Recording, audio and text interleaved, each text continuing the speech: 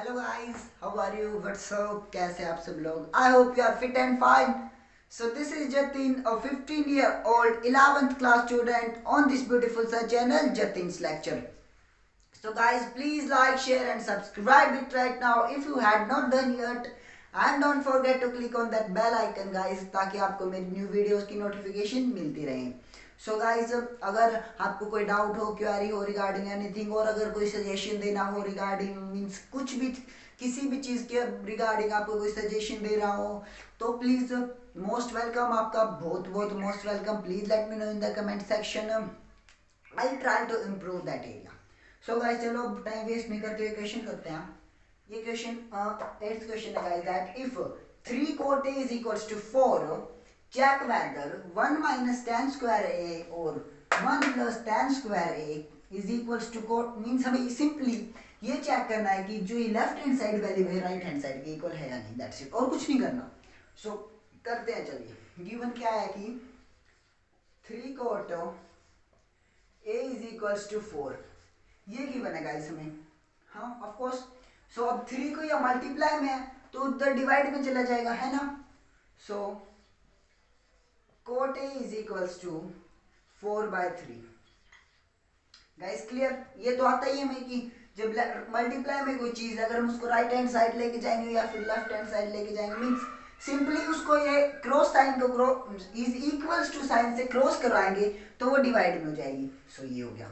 और cot A किसके equal होता है गाइस? हमें पता है कि बेस बाय परपेंडिकुलर. अब बेस बाय परपेंडिकुलर के इक्वल होता है. इन्होंने हमें ना हाइपोटेन्यूज तो गिवन है ही नहीं, तो हाइपोटेन्यूज भी तो फाइंड करनी पड़ेगी ना गाइस.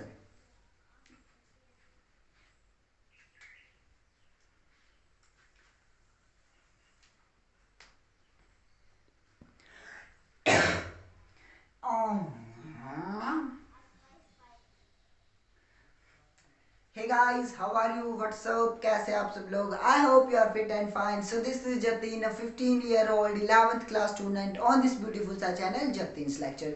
So guys, अगर आपने चैनल को अभी तक सब्सक्राइब नहीं किया तो प्लीज सब्सक्राइब कर दीजिए, और अगर आपको ये वीडियो अच्छी लगे तो लाइक करना बिल्कुल ना भूलिए. So guys, in this video we are going to solve question number 8 of exercise 8.1 of chapter 8, which is introduction to the trigonometry. As we think that trigonometry is a very complicated thing and बहुत सारी चीजें इसमें है. No, nothing is that guys. Trigonometry बहुत ही simple सी thing है, but थोड़े logical है and हमें फॉर्मूलेज याद करने होते हैं, तो वो थर्ड मीन्स वो सारी चीज़ें थोड़ी मुश्किल होती हैं. बिल्कुल वैसे तो बिल्कुल आसान है. सो देखिए, अब मैं अच्छे से समझाता हूँ आपको. और अगर आपको कोई प्रॉब्लम हो रिगार्डिंग एनी इश्यू, मीन्स किसी भी चीज़ के अकॉर्डिंग कोई भी प्रॉब्लम हो, और you want to give any suggestion, please let me know in the comment section. I will try to improve my that area. So okay guys, please marking दे दीजिएगा comment section में कि कैसी लगी वीडियो एंड ऑल दोस्त. तो चलिए अब करते हैं.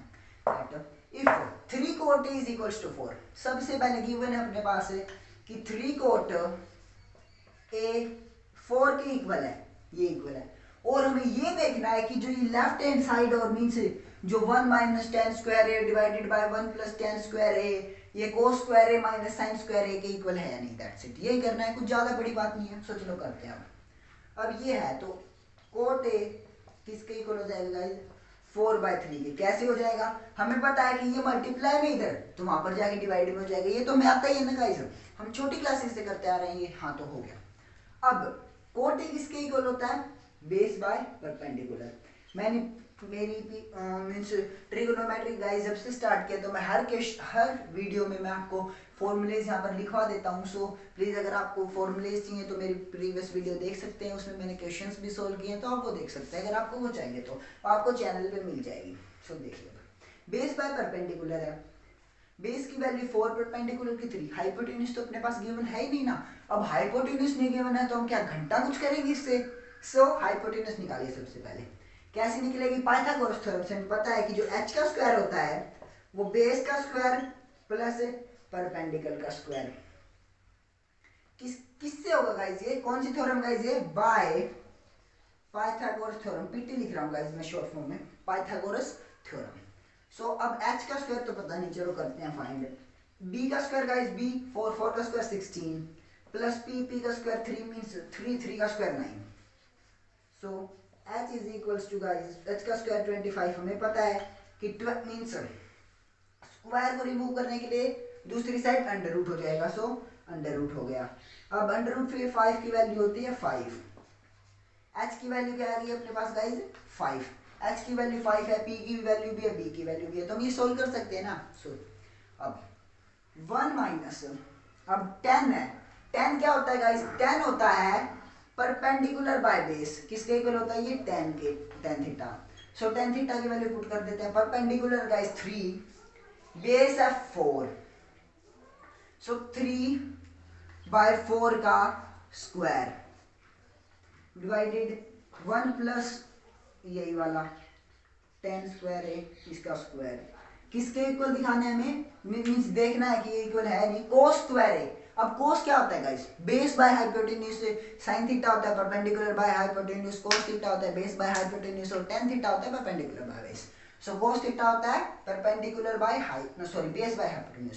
सो 4/5 स्क्वायर है इसका, सो 4/5 का स्क्वायर कर देते हैं गाइस, माइनस साइन है गाइस।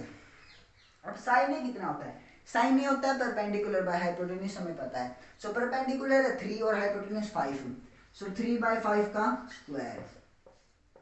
अब इसे सोल्व करते हैं। सो ऊपर वाला आएगा गाइस 1 माइनस 3 का स्क्वायर 9, 4 का स्क्वायर 16, इसका एलसीएम ले लेते हैं, एलसीएम आएगा ना गाइस नीचे वाला भी सेम, 1 प्लस 9/16, इसको सॉल्व करेंगे गाइस।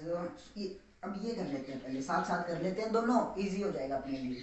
तो 4 का स्क्वायर 16, 5 का 25, माइनस 3 का स्क्वायर 9, 9/25, इसको सॉल्व करेंगे गाइस। सो अपने पास वैल्यू आएगी 16/16 minus 9, sorry where the duster guys, duster कहाँ गया, वो ये रहा। सो चलिए यहाँ पर आएगा गाइस 16 माइनस, अरे गाइस क्या हो गया देखिए, 16 माइनस 9 और डिवाइड में आएगा इसके 16 प्लस 9 और इक्वल्स टू गाइस ये हो जाएगा 25 बाई, ये क्या आएगा गाइस 16 में से 9 करेंगे तो 7 आ गया। सो अब इसे भी सोल्व करते हैं, यहाँ पर कर देते हैं लेट कि गिवन है अपने पास 16 माइनस 9 कितना होगा गाइस 7, सो 7/16 और इसके होल में है गाइस 16 प्लस 9 कितना होगा 25 और इसके डिवाइड में है 16।